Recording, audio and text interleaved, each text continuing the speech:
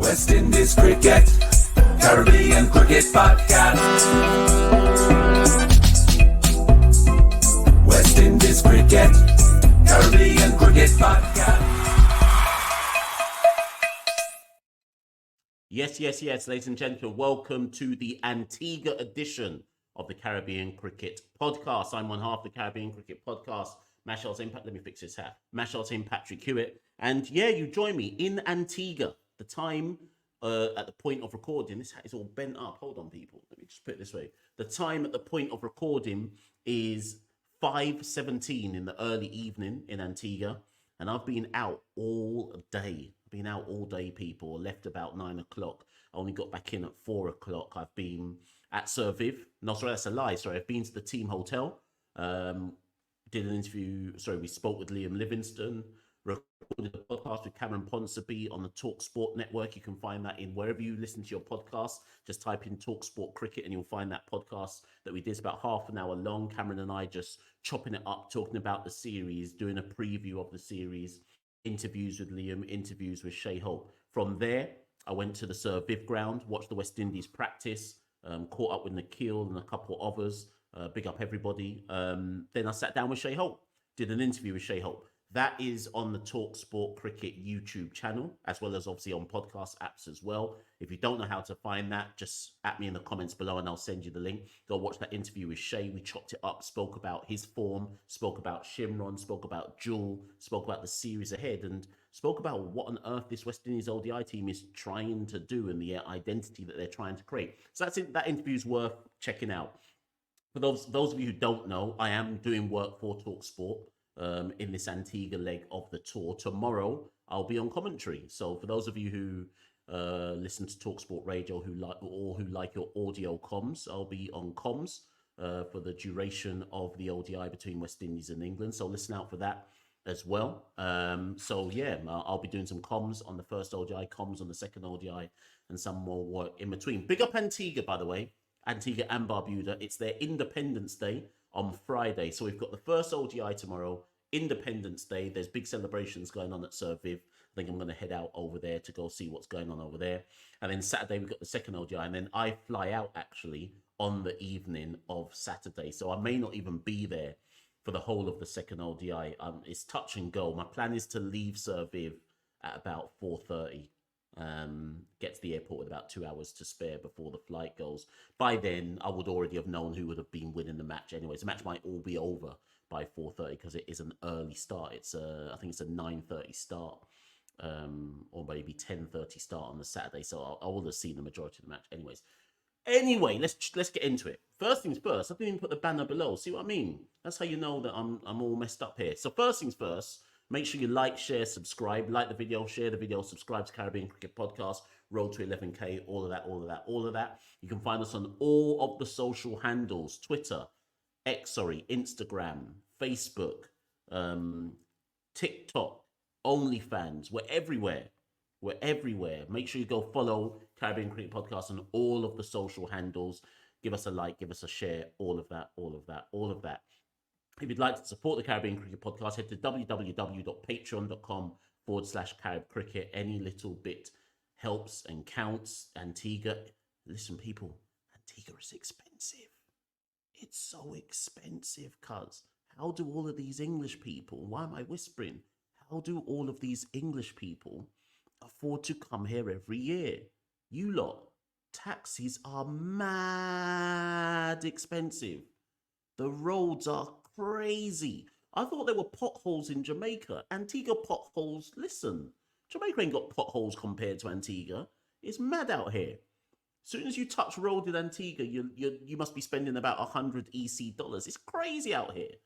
I don't know how English tourists do it, you know. Them man must have more money than I even realized. But do you know what? Funnily enough, when the taxi driver, big up Hudson, when the taxi driver was giving me a lift back from Sir Viv, he had the radio on, and interestingly enough, so it was like Antiguan local radio, I don't know what station, and they were actually talking about the England match, and on the radio they were saying there's not as many people coming as before. Maybe we should stop having England come every single year because it's the law of diminishing returns.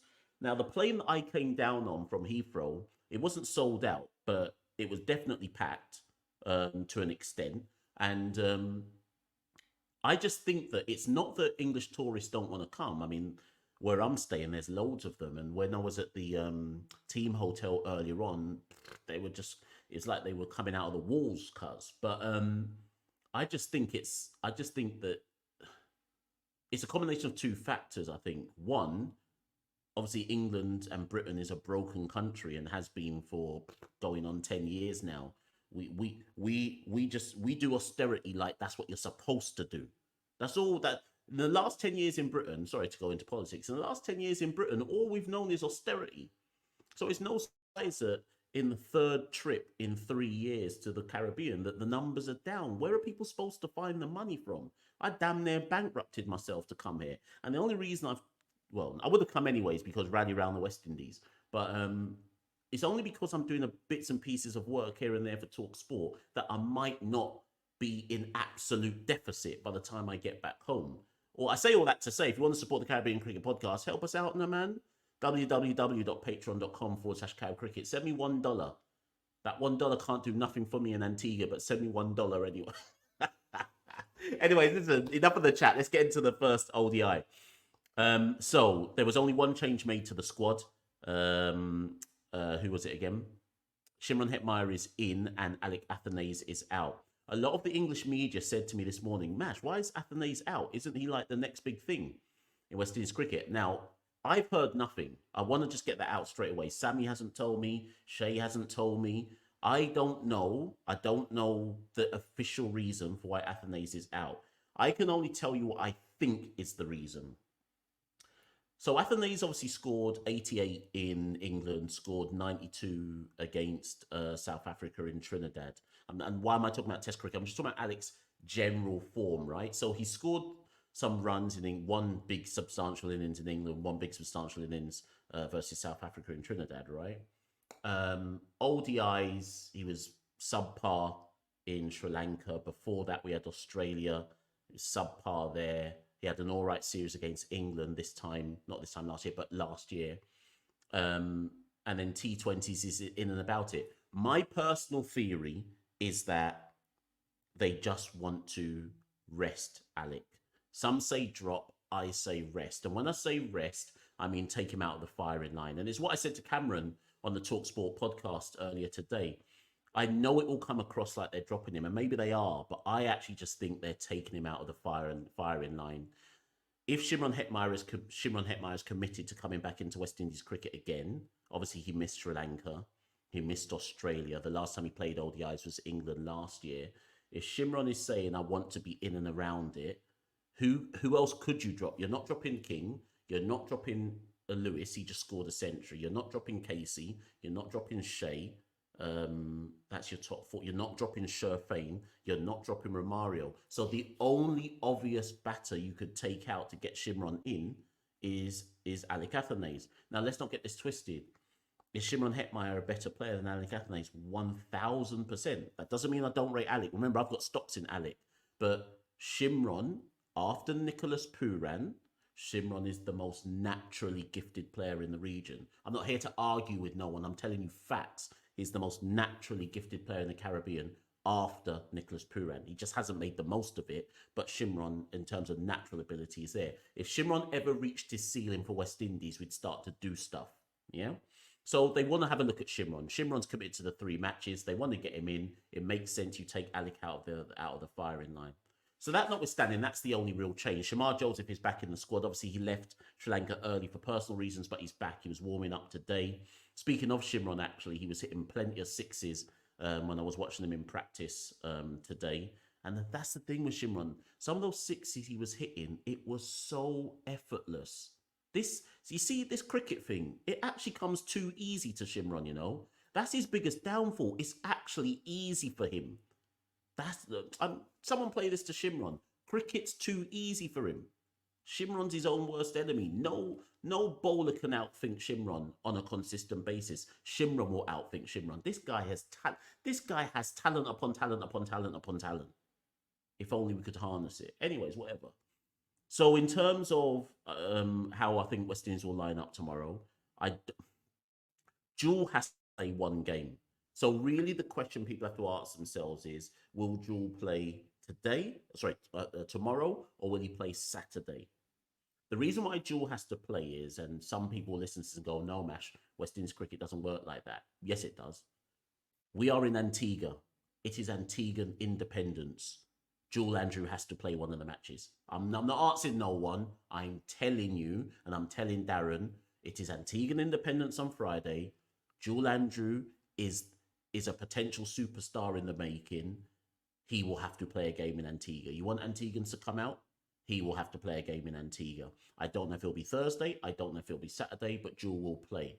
What you have to ask yourself is but here's the thing. As much as I just said that, if we are holding any ambition for qualifying for the World Cup without going for the World Cup qualifiers, we actually have to win, We actually have to beat England. We actually have to start winning some matches on a regular basis. Obviously, myself and Santokio said that we don't think we're going to qualify automatically for the World Cup. We've already resigned ourselves to the fact that we assume we're going to the World Cup qualifiers, right? But we still have to win. You still have to find some kind of momentum. And as I said to Shay in the interview today, some kind of identity. We've got to find it from somewhere. So if that is the case, maybe Jewel doesn't play tomorrow. Maybe he doesn't play Saturday, because actually you've got to play your best team, because winning now is important. So here's how I think we'll line up tomorrow. King and Lewis will open. Carty at 3, Hope at 4, Hetty at 5, Rutherford at 6. Now, in the last game in Sri Lanka, Matthew Ford played and bowled really well. 5 overs for 12, I think it was. That said, based on my theory of winning and winning now, I suspect Romario Shepherd comes back in. Again, I always ask the question, what is Romario Shepherd? But he'll come back in. Again, Romario Shepherd had a good series against England this time. Romario Shepherd had a good series against England last year. I thought it was all right in Sri Lanka, to tell you the truth.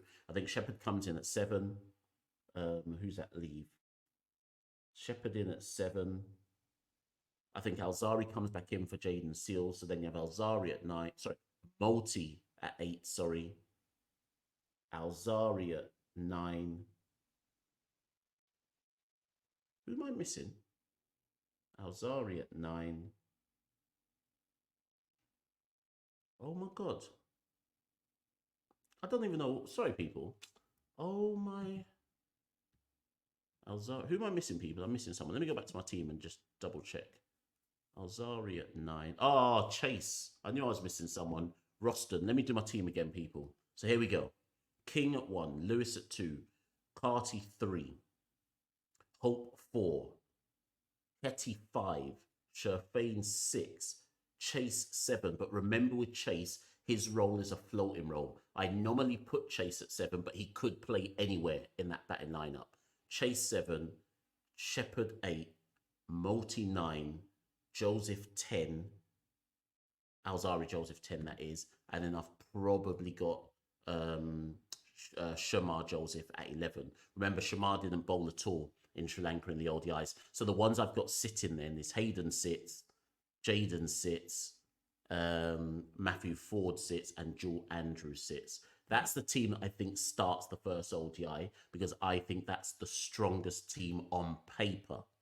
That doesn't mean it's the strongest team for all conditions, and there's certainly an argument to say that you should find a way for Matthew Ford to get into the team. There's certainly an argument to say that if they want a top-tier leg spinner, Shay mentioned this in the press conference, if they want a top-tier leg spinner, then maybe Hayden Walsh has to play, because if you don't invest in him, and if you don't believe in him, then how does he develop into being that premier leg spinner? England have got leg spinners on the tour.